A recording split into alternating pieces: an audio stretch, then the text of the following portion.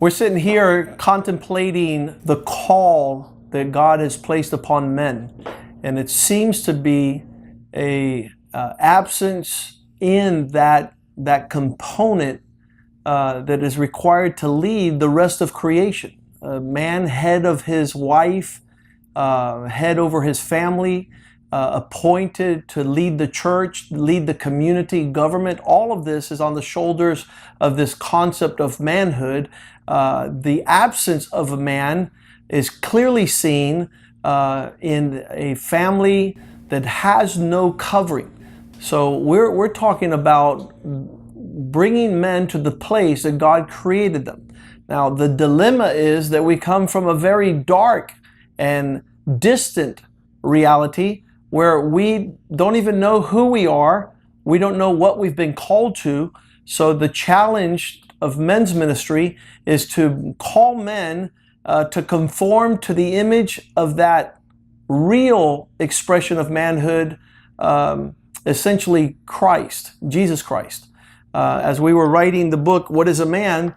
There were all sorts of philosophical approaches. If we put Jesus at the forefront, then people call it a religious book and say, we don't want to hear about religion.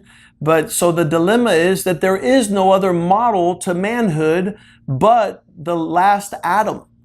Christ is God's attempt to tell the world that man has been called to fill the earth with the glory of God. That's why man was created, to fill the earth with God's glory. And then Paul writes to the Colossians and he says, Christ in you, the hope of glory. So if we express the sentiments and the words and the behavior of Christ, will be a refreshing to our families, to our children, to our marriage, to the community of faith, and to our neighbors. And so that is the challenge. Now, a lot of men come from dark places, and these dark places become an obstacle to be able to shine forth and living like they're called. So we say, come to Christ, model Christ, have the concept that Paul had.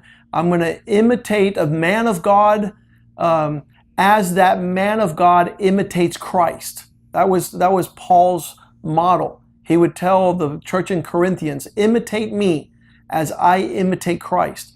So your call as a man is to get to that place where manhood is being cultivated, manhood is being called out, and that, my friend, is your challenge for today.